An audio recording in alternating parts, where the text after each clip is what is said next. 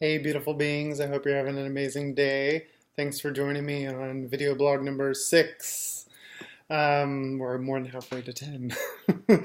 Anyway, something I've heard, and I've only heard it in the last year or two or something like that, but from a few people that I love and follow, and just really interested me, this concept of they say that to think of and that view God as more of a verb than a noun. And that's resonated with me as super helpful, and just wanted to ruminate about that a bit, and hopefully you can find it helpful as well. And so the first thing that I want to say is that in a lot of ways, whenever we're talking about the big things like the universe and love and God and death and things that are in a truthful way, like beyond us and beyond our understanding and bigger than us, we're always a bit fumbling in the dark and doing the best we can and using metaphors and wrapping our brains around something that's beyond our brains. And I do believe and trust that Jesus is the face of God, like the full revelation of God. That's how God acts and looks. But in a sense, like I don't have Jesus here next to me, like that I can see anyway.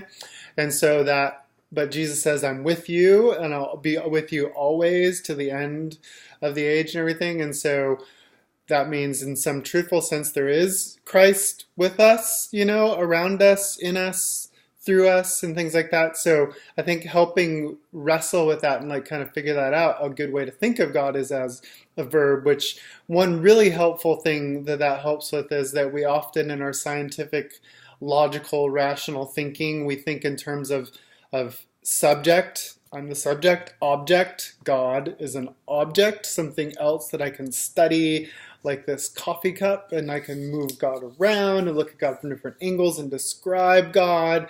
And so that's not a relationship, though. Subject-object isn't a relationship. A relationship is subject-subject. It's I-thou relationship. Have you ever heard those terms? And so transitioning to think of God as a verb, I think, takes us out of the subject-object and helps it be more of that subject-subject relationship. And some of the things that I think that it helps with is the bigness of God. Like the verb gives this expansive quality, this ongoing movement and progress and interrelationship of God in creation, and God making all things new and making us new day by day, and so hopefully that makes a little bit of sense. But as opposed to the noun, like when you think of a noun has a staticness to it and a defined, singularity, ness to it. Like that's a God that's up there, out there, removed, distance, uninvolved, probably even angry, at least if you've grown up thinking of God the way that I was, the culture that I was shaped in. And so this kind of changes that, in which I think the awesomeness of it is it helps bring us into an experience of God. And so when we realize that the verbness of God, because I would actually, so another way to think of that is I think that one of the most fundamental attributes or aspects or natures of God is relationship. And we see that is, at least as Christians, we believe that there's one God. But the one God has three persons, the Father, Son, and Spirit, and so within the oneness there's multiplicity. Within the oneness there's relationship. Relationship is inherent to divinity, and that's why I think anyway that God was like, this relationship, this love is awesome, so let's make people, let's make animals, let's make planets, let's make stars, and let's have relationship with it all, and that's going to be amazing. And so I think that verbness, so that when we experience kindness, we know we're experiencing God, we're experiencing something heavenly, something divine. When we laugh and belly laugh and are crying laughing, we're experiencing God, we're experiencing that energy of God that's with us all the time, the Jesus that's by our side, the Jesus that's in us. When we experience beauty out in nature, this amazing sunrise or sunset, or this beautiful mountain, or just a clear day in the water, and you're just like, oh, the water looks fantastic, out in the sound or the ocean or the lake or river or whatever, or children laughing and playing and having fun at the playground or in your house. all those kinds of things.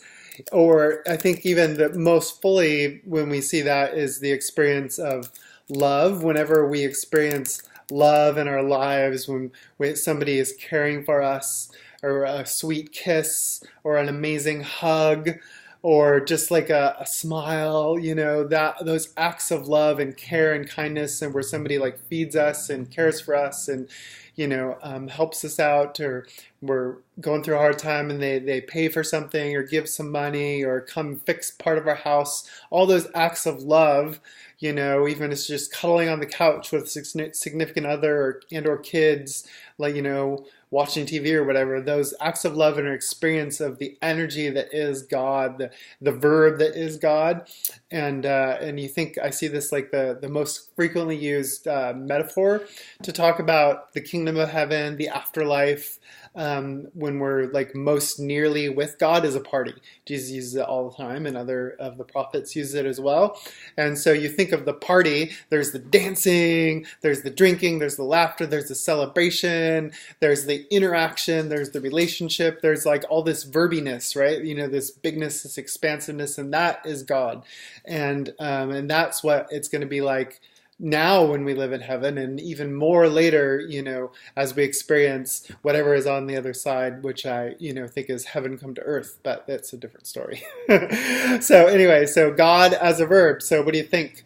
Hopefully it helps you out. Hopefully it gives you maybe some more stuff to relate with our Creator with, and hopefully it all makes sense. Hope you have an amazing day. Much love, grace and peace.